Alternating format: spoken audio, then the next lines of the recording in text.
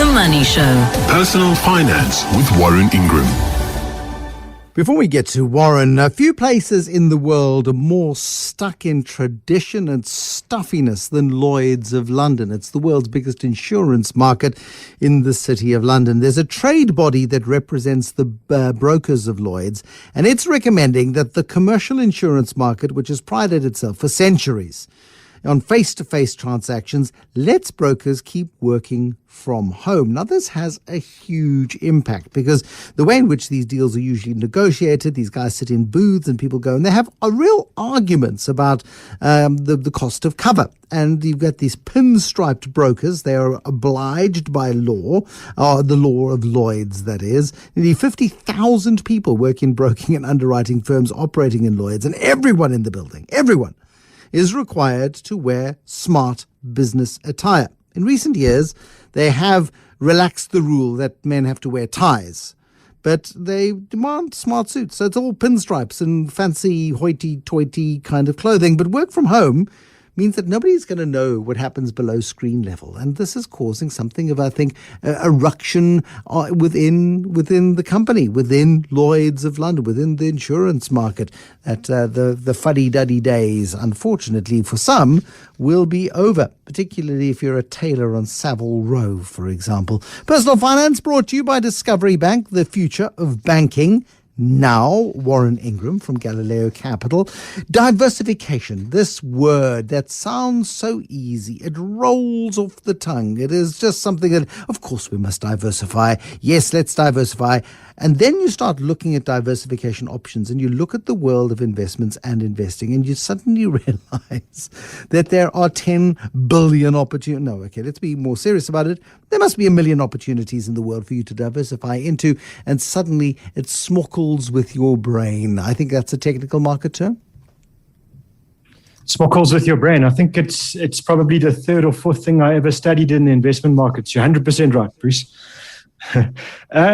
So diversification, you're right. If you talk to someone about diversification, they'll say, well, I've bought a few different shares, so I haven't got all my eggs in one basket. I've actually spread it. I've got Amazon, I've got Microsoft, and I've got Apple. So I'm well spread, and then the conversation starts because the unintended consequences of buying, let's say, a few shares and those are three really nice examples because you could say, well, hang on, Amazon's a retailer, Microsoft isn't, and what about anything else? Any other big tech company? How can you say that they're all the same? They're actually very different. And the answer is that in the investment markets, when someone as an investor becomes fearful about tech, they're not going to distinguish between Amazon, Apple, and Microsoft. They're just going to sell tech,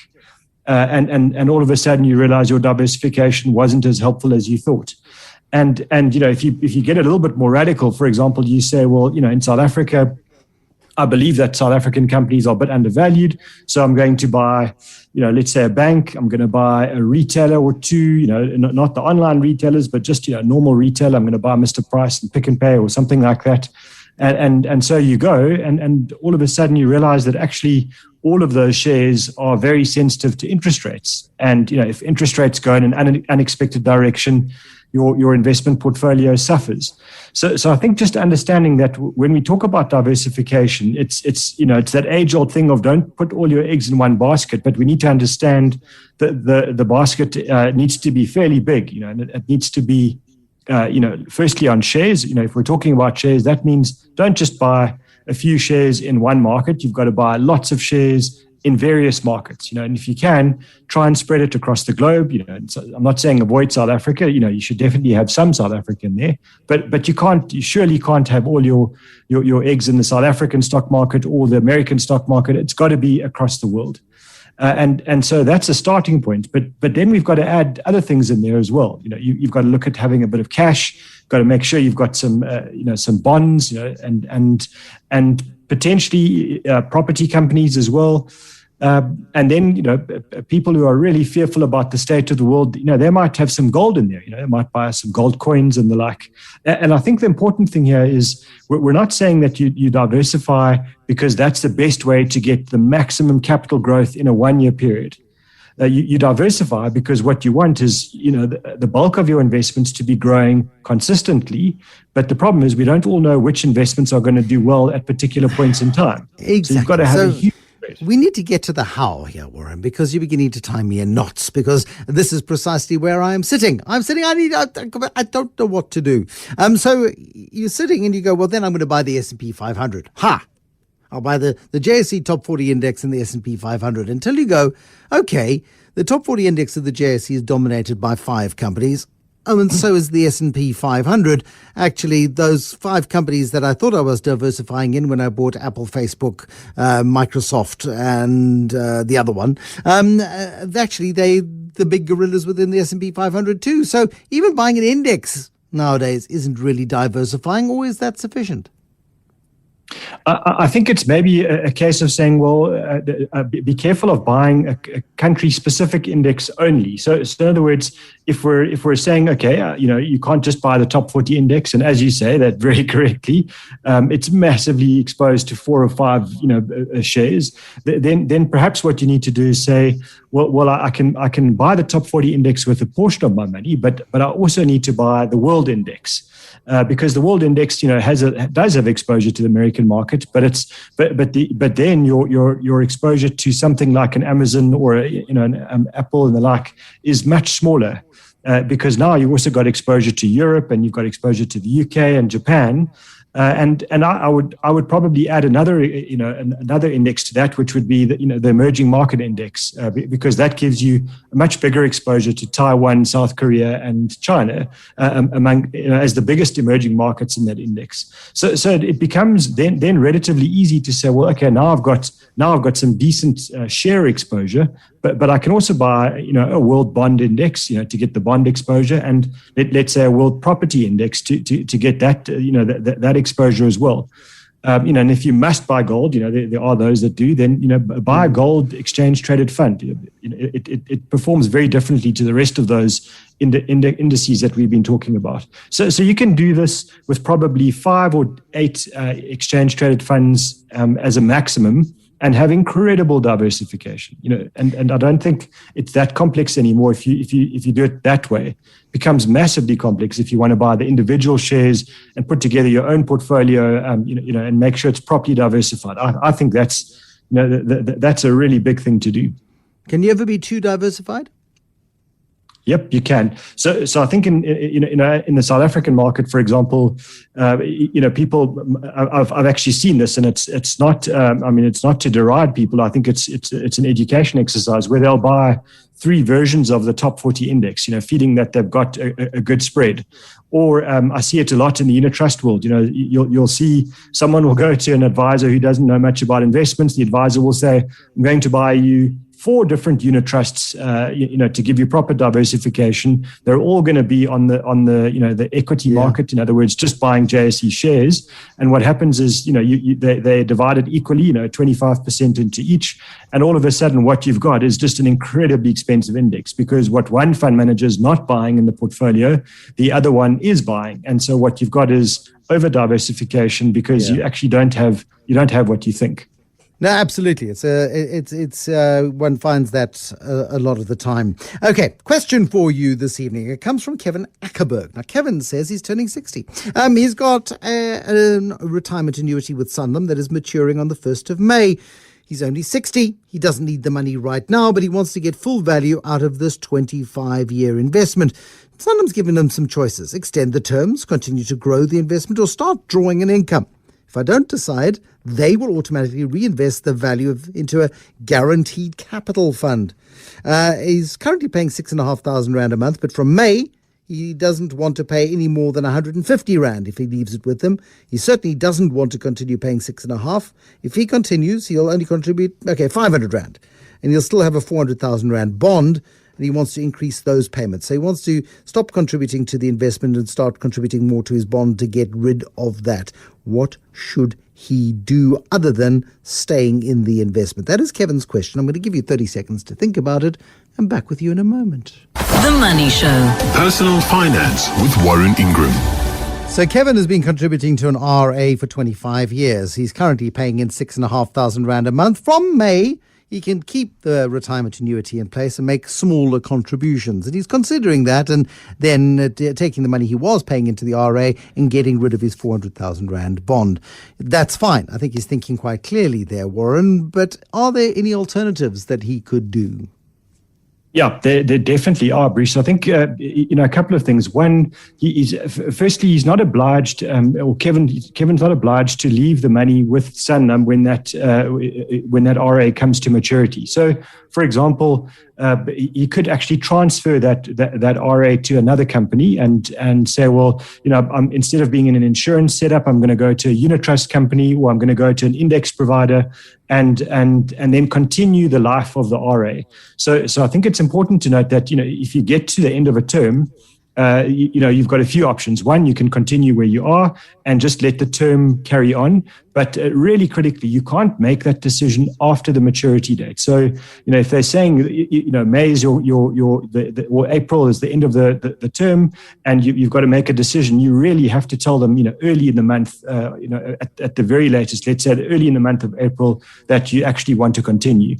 And at that point, then say, well, I'm happy to leave it with you. This is going to be my contribution. As he says, the minimum that they can do is 150 Rand a month. And if that's what he's happy with, then by all means. But just to know, importantly, Kevin, that you can move that whole amount to another company. And let's say a unit trust company or an index provider, what they're going to do is they're not going to oblige you to stay on a contract. In other words, they're not going to say to you, you have to contribute 500 Rand a month, for the next 5 years. You can decide to contribute a certain amount just in the month of February because that's the end of the tax year, or you can decide to do a debit order. They might give you a minimum. They might say you can't do less than 500, but they're not going to oblige you to do that and then charge you penalties. What are the 2 or 3 things that Kevin must consider? It definitely should not leave it invested in the guaranteed capital fund, because that's a really bad idea. You need to be exposed to markets. So I think he needs to look at the cost. So the first thing is, don't just automatically renew with the insurance company. Ask them what the fees are going to be. How much are they going to charge in a new sort of an upfront commission? Because it effectively, that's a renewal of almost a new policy as far as they'll see it. So understand what those costs will be. Understand what the investment options are if he's going to leave it there, or then look at some alternatives if those fees at the insurance company are too high, and consider a balanced fund. I think something like a guaranteed capital fund presumes that you're going to draw on the money in the next year or two. And someone who's 60 or 65, might live for 20 to kind of 35 years. So you've got a long time frame to invest. So please don't just go and choose the lowest risk portfolio possible just because you're close to someone's idea of a retirement age. You need to plan for your whole of your life. So to me, plan for 100. To the age of 100. Got you. Thank you very much for that, Warren. Then a question that I'm intrigued by: what is a bond yield?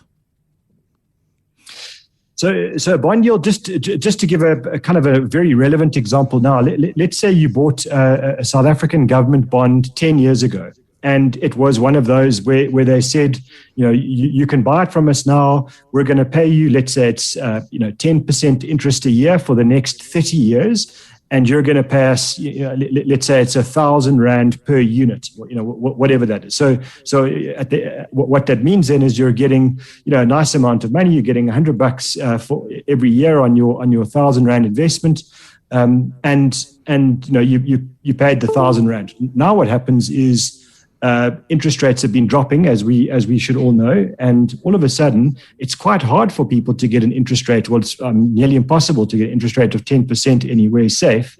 So let's say you bought the bond 10 years ago, Bruce. Now, if I know you've got that bond, I might come to you and say, I'll actually pay you more than 1,000 Rand for that bond, because I'd like that interest rate that you're getting. So I'm going to pay you, let's say 1,100 Rand.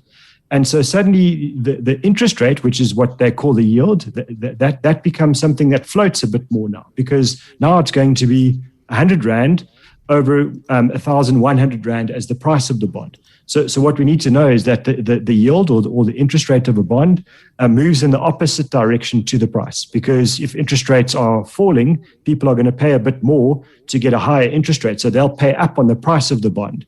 Whereas if interest rates are rising in a bond, what it tells you is that the price of the bond is falling. And that's what we're seeing in America at the moment, where all of a sudden interest rates are rising. That means the price of bonds is collapsing, and that's causing all sorts of panic and fear in the bond market in America.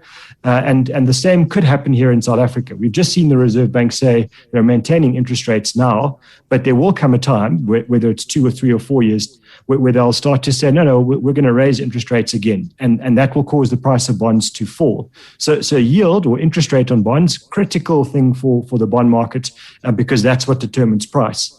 And as we know, the bond market is a much bigger market than the stock market. So that's really the thing we need to keep our eye on. When that gets crazy and fearful, that causes really big movements in the world's markets everywhere. But it's not happening here, not yet. Not yet. I think the foolish person makes a prediction, but what we do need to know is interest rates in South Africa are at decade lows. And unfortunately, when that happens, you need to know that at some point, interest rates will start to rise. At the moment, the Reserve Bank's not worried about the inflation in South Africa, which is the thing that they focus on. So if inflation is kind of at expectation or below expectation, then the Reserve Bank's going to be very happy to leave the interest rates as they are, in which case the bond yields are okay. But when we start to see inflation ticking up beyond expectation, that's going to be probably around 4.5%. Then the Reserve Bank's going to pay attention very closely to interest rates, and that's the biggest tool they use to control inflation. And so then you might see that we see rising inflation or interest rates. Sorry, but for now we should enjoy it. We should obviously be paying off our debt and enjoy this little bit of good news that we've got in our lives. Absolutely. Warren Ingram, thank you very much. Warren Ingram with Galileo Capital.